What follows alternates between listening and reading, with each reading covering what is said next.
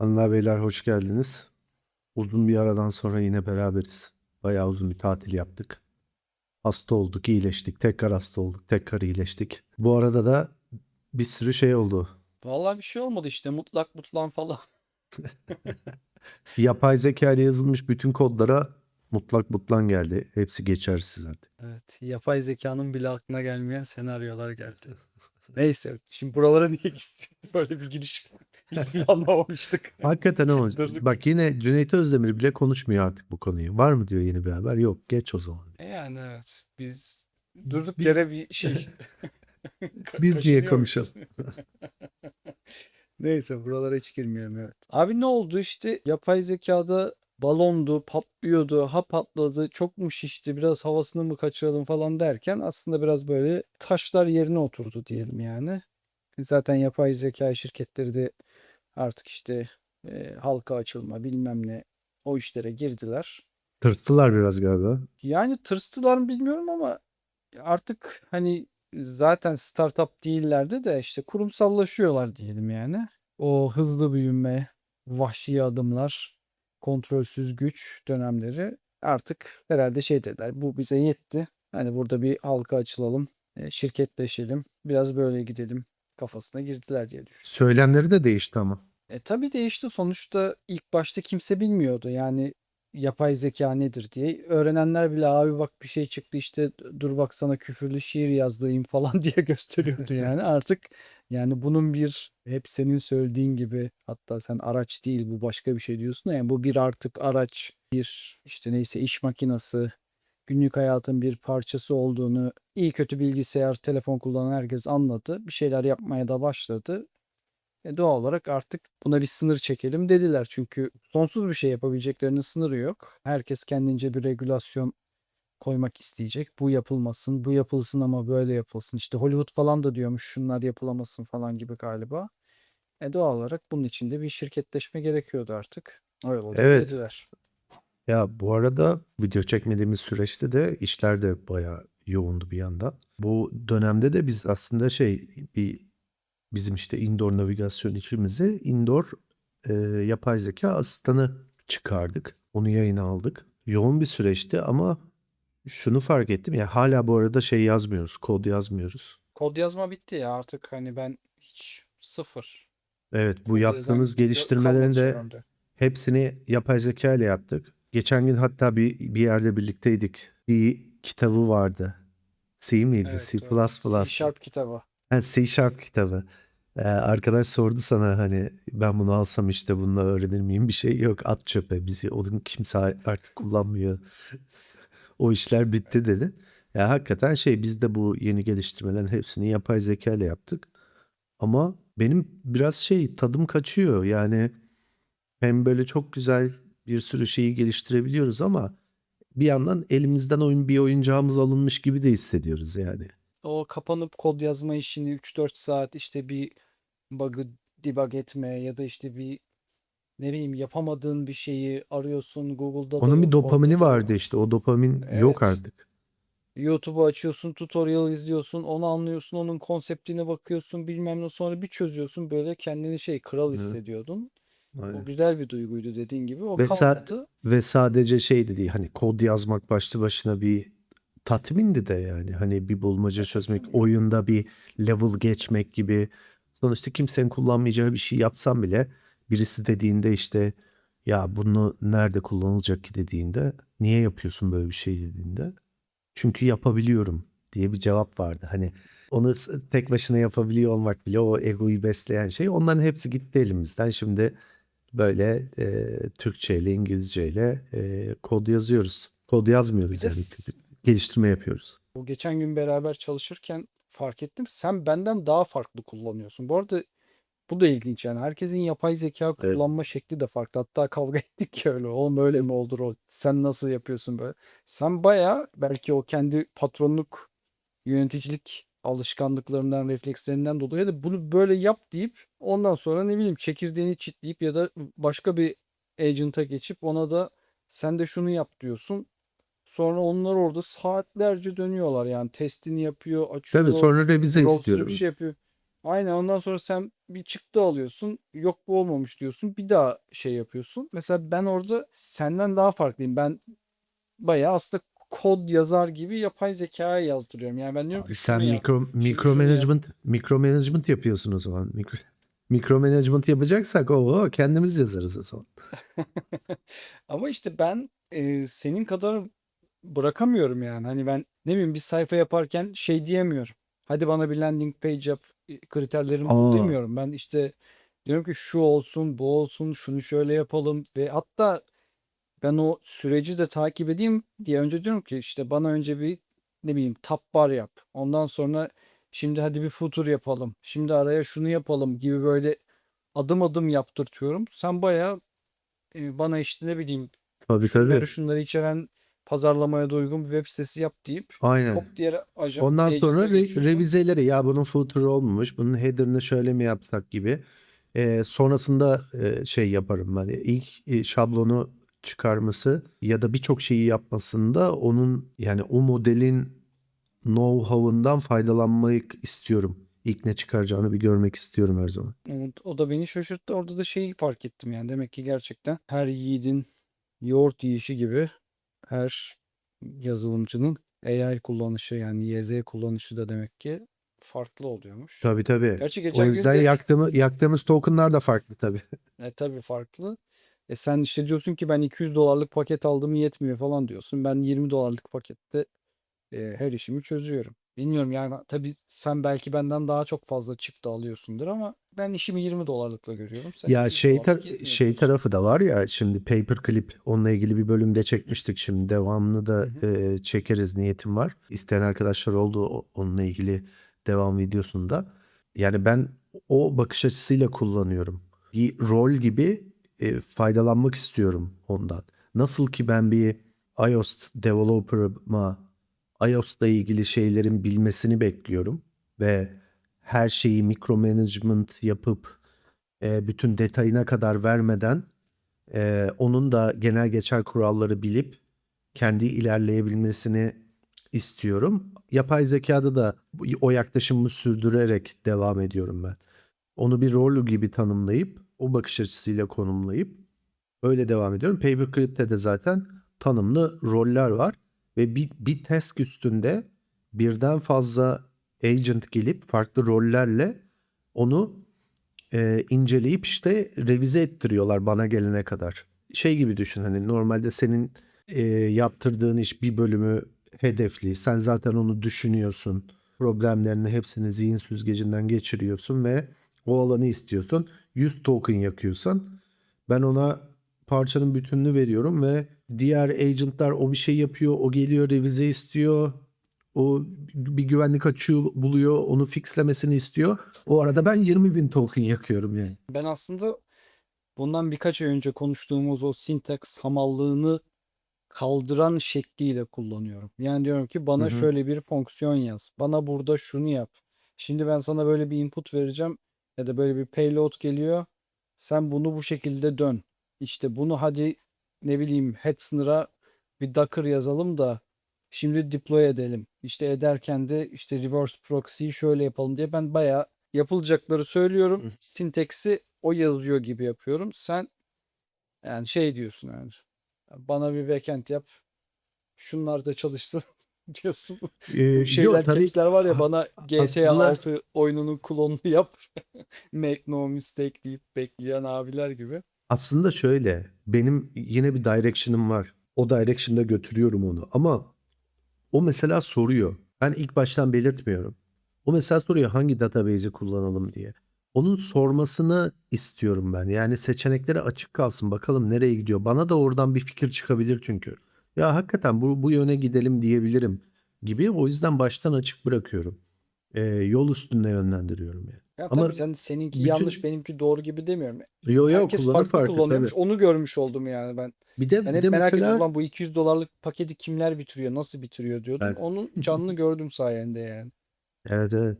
Ya bir de şeyde mesela ben Paperclip'i çalıştırırken onun task'lerini mesela doğrudan cloud'la konuşup bir iş yaptıracağın zaman o zaman senin dediğin gibi hedefli şurayı düzelt şurada bir bug var bunu fixle o okey.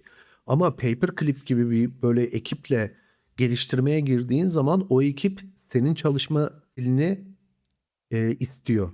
O Paperclip ekibine çok böyle flu bırakırsan ortalık yangın yerine dönüyor. Çünkü task'ler böyle herkes birbiriyle iş paylaşıp birbiri arasında revizeler gönderdiği için senin takip edebileceğin süreçten çıkıyor konu.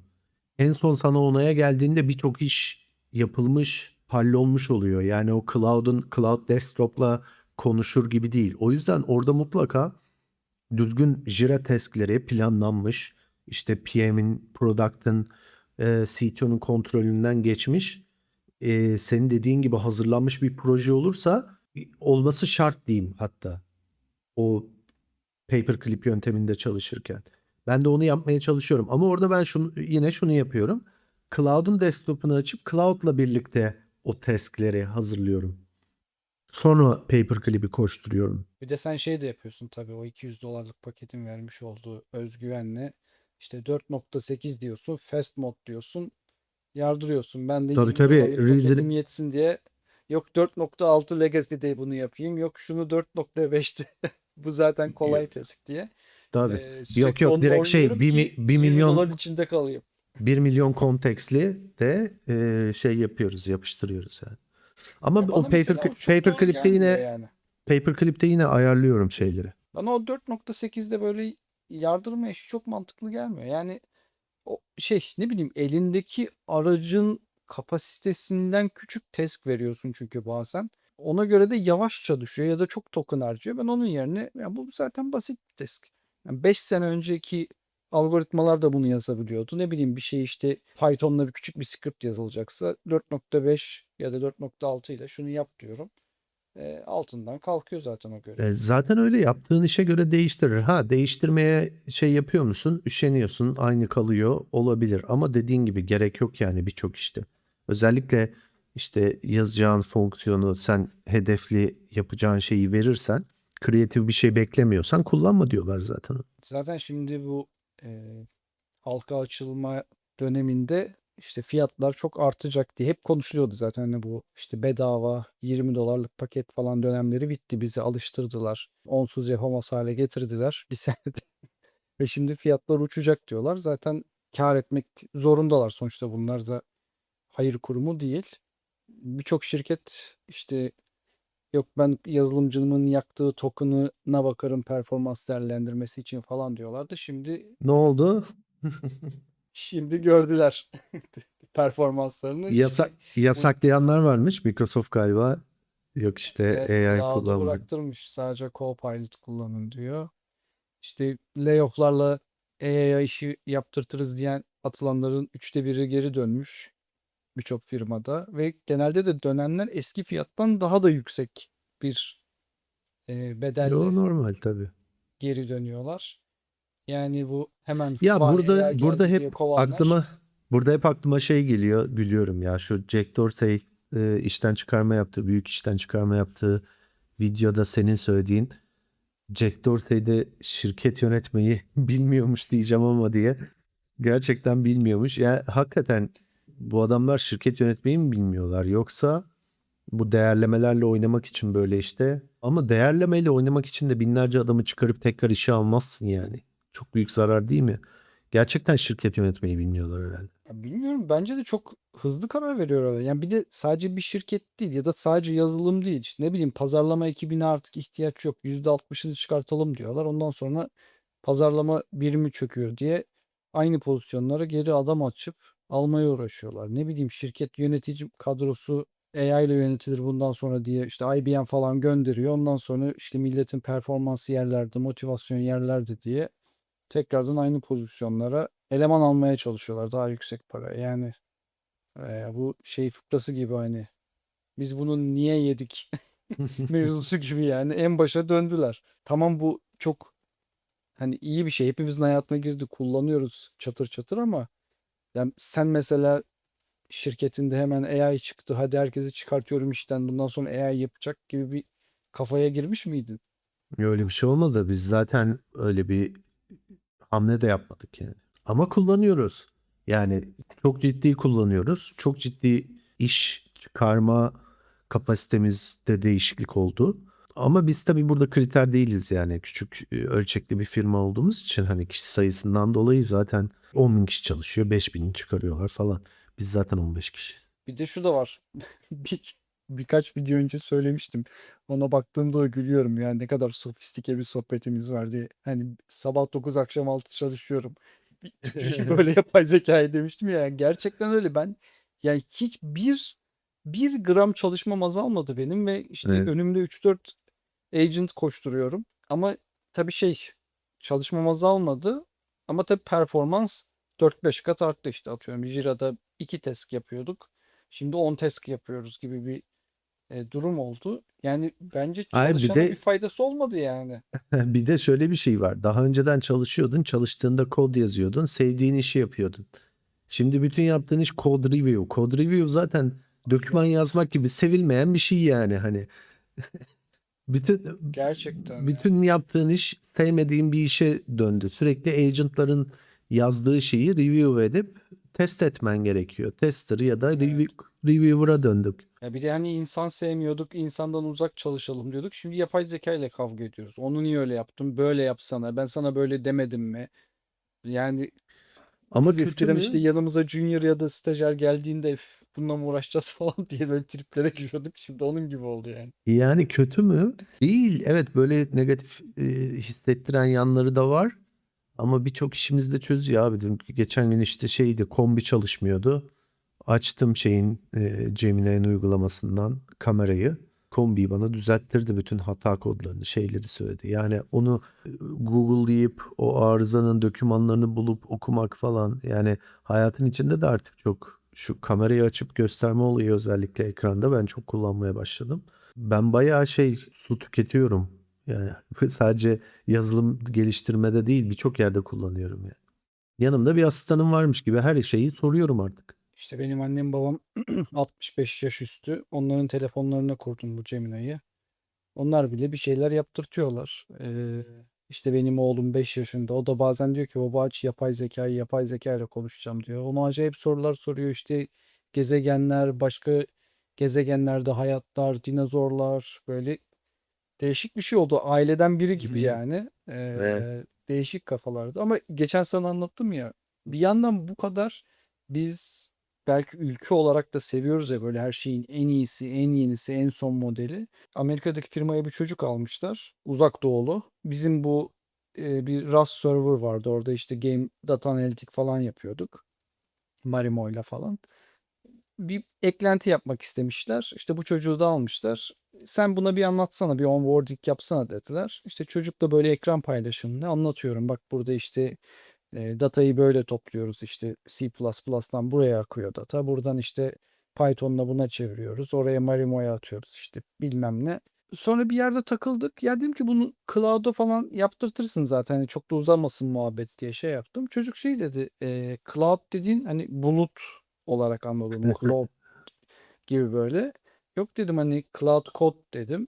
Nasıl spell ediyorsun diye böyle şey yaptı. Söyledim. Arattı Google'dan. İndirdi. Sonra bu paralıymış dedi. Ben de şey diye düşündüm. Şimdi çocuk Çinli aslen. Lan acaba Qwen falan mı kullanıyor bu? İşte ne bileyim DeepSeek falan. Hani DeepSeek Qwen falan da olur dedim. Onları da bilmiyor. Dedim hani onlar daha Çin menşeli falan. Onları da bilmiyor. Onları da bir daha işte söyledim. Google'dan buldu, indirdi. Bu bedavaymış dedi. Bir şeyler yaptırttı ona böyle söyledim böyle. Dedi ne kadar güzel bir şeymiş bu. Ya bu da 22-23 yaşında çocuk, yazılımcı. Yani yani diyecektim nerede yaşıyorsun sen mağaran soğuk mu? mağaranın içinde? Ya internetin mi yoktu bugüne kadar? Bugün mü bağlandı internet? Yani tabii Meme gibi belki çok olmuş. yani ben şey falan diye düşündüm. Acaba dedim hani bana bir şirket olarak kamera şakası mı yapılıyor? YouTube'a mı koyacaklar diye bir noktada onu düşündüm gerçekten.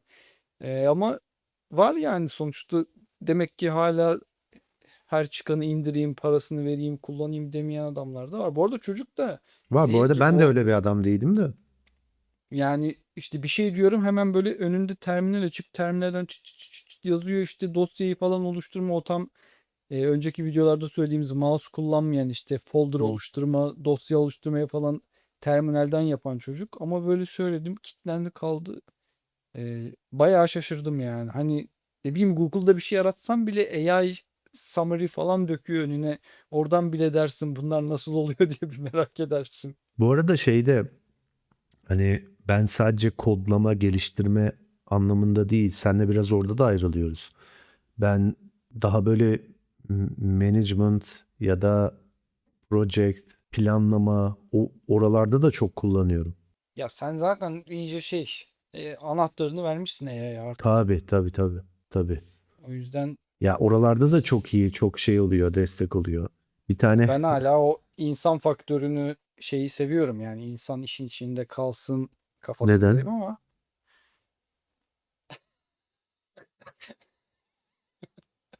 yani ne bileyim sen şimdi mesela şirkete bir yatırım alsan iki tane daha agent mı alayım dersin bir tane daha yazılımcı mı alayım dersin. Yani duruma göre değişir.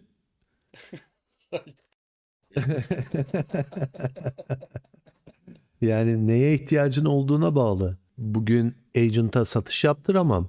Orada insan alırım ama teknik tarafta birkaç agent daha koyabilirim. Ya da herkesin paketini 200 dolara çıkartırım falan filan bilmiyorum. Tartışılır. Ya bu şeye Ya ben benziyor senin seviyorum dediğin. ya. O zaman otomasyon kurmayalım. Ya biz şimdi indoor navigasyon yapıyoruz, değil mi? İşte fiyat teklifi. Abi ne gerek var? Asgari ücretle birini al. Gelen sorsun o göstersin yeri. Yani hani Ya senin müthiş dediğin o. mesela. Ya ona Çok ona daha ucuz benziyor. değil mi? Türkiye'de Her kata ucuz. koy bir tane. Avrupa'da değil. Ya İşte ben iş gücü Japonya'ya ucuzluğu. gittiğimde Tokyo'da her bir trafik ışığının önünde böyle eldivenleri falan olan şık giyinimli 70 yaş Tamam üstü onlar da amcalar düğmeye kendilerini basıyor. şey yapmasın diye. Olsun işte Adamlar istihdam yalnızlıktan yaratıyor. kırılıyor. Orada sana böyle bir selam veriyor. Sen ona bir şey yapıyorsun böyle. Burada da oluyor gir AVM'ye. Kardeş tuvalet nerede de? Yani navigasyonu açıp bilmem ne yapacağını. Ben işte Herpa'da çalıştım. Şimdi çok moda ya. Bayağı bir süre. Ofis oradaydı. Bilmiyorum gelmiş miydin sen hatırlamıyorum da. Orada mesela Perpa'ya geldim. müthiş. Oraya mesela bir navigasyon cihazı işte koysak mı bilmem ne. Ama Ee, bu arada onu biz bir ara görüştük. Olmadı sonra o işte. Algoritmaya Perpa'ya göre mi? Perpa'ya navigasyon vermek hakikaten zor çünkü öyle bir mimari var ki yani o katlar birbirine denk gelmiyor falan. Haritacı eğer alsaydık orayı yaptırsalardı bizim haritacılar bayağı bir kafayı yerdi yani. Evet değişik bir yapısı var. Mesela orada samimi bir ortam. Gidiyorsun çaycıya soruyorsun. Çaycı söylemiyor, sinirleniyor. Böyle kapılara yazmışlar adres sormayın falan diye. Abi E, işte yani o zaman teknoloji geliştirmeyelim yani. Herkes birbiriyle çözsün. Bence insan bu kadar şey değil ya. Değerli bir şey değil yani. Hani kalkıp da böyle yok işte biz yapay zeka bizim yerimizi alacak ya da işte şeyler oluyor ya şimdi.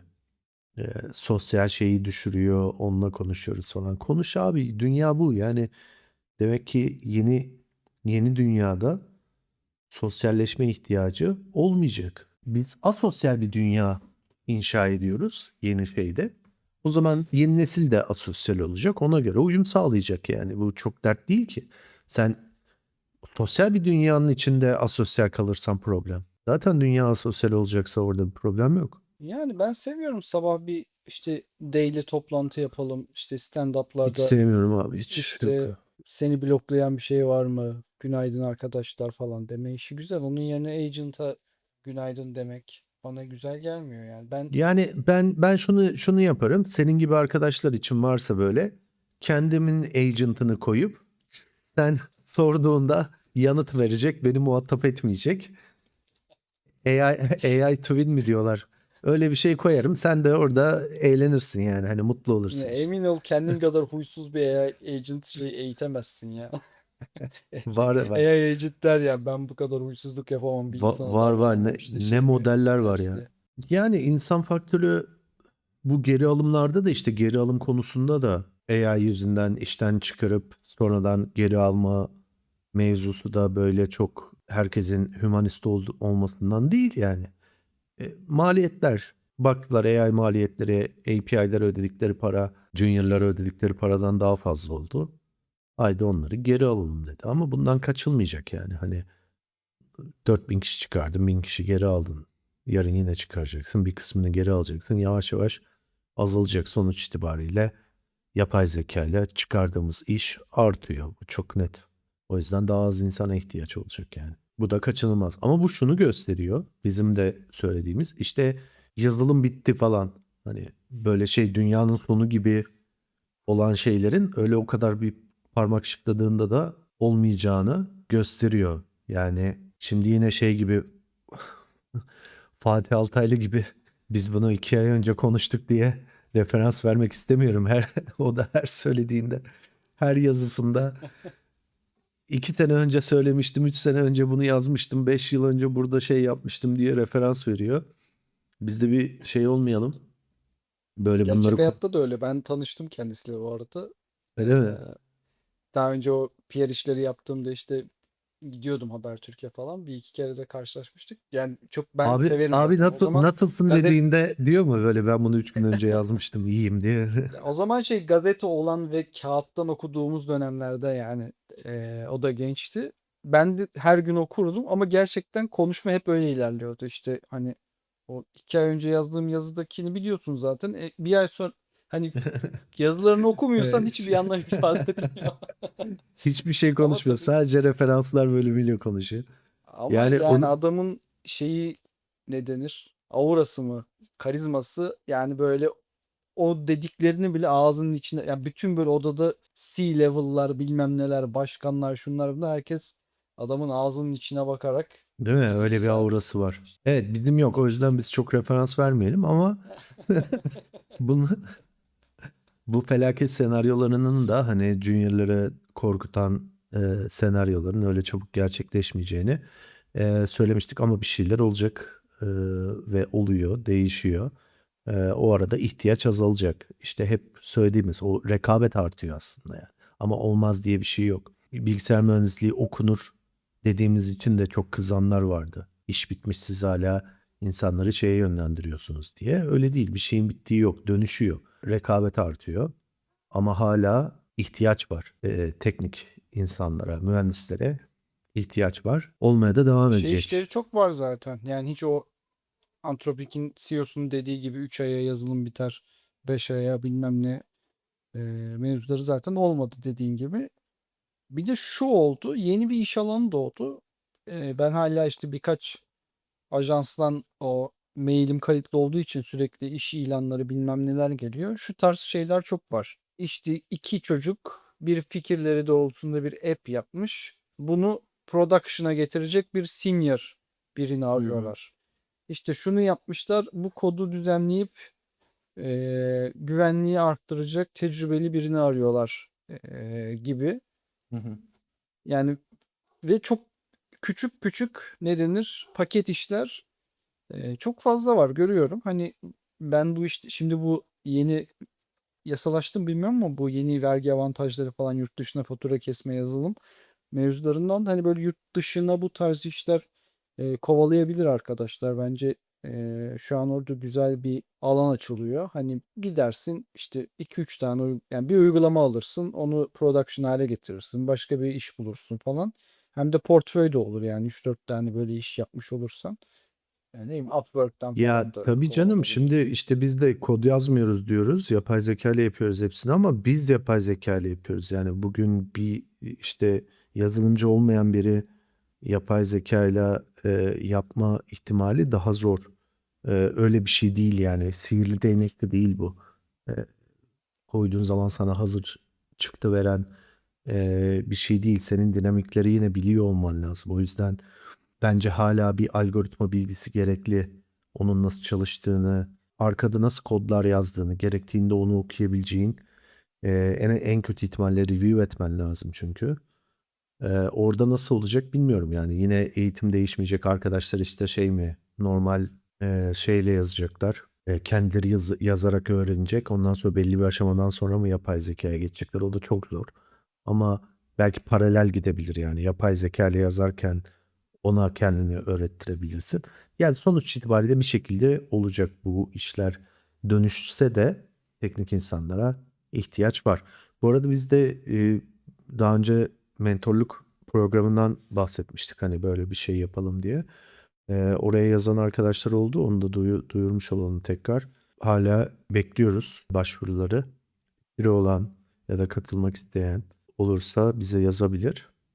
Hala açık olduğunu duyuralım onu da. Birkaç arkadaş fikirlerini paylaştı. Birkaç arkadaş yine dahil olmak için yazdılar. Orada artık ekip mi olacak, kaç kişilik ekip olacak, hangi fikri yapacağız ona bakıyoruz. Yine yazabilirsiniz arkadaşlar. Onu da hatırlatmış olalım. Bana artık şöyle şeyler geliyor. Bir ara şu vardı. Abi ben çok meraklıyım bu işlere. Yazılımcı olmak istiyorum. Hangi kaynaklara bakayım? İşte nasıl olunuyor? İşte bir laf duydum işte frontendci ne demek falan gibi soruyorlardı. Onları anlatıyorduk. Ama bu anlattığım kişilerden hiçbiri yazılımcı olmadı.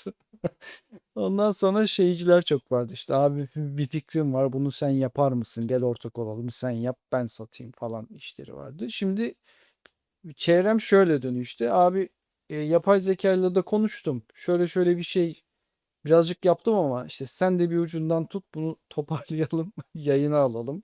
Ya da işte şöyle şöyle bir şey sordum yapılabilirmiş.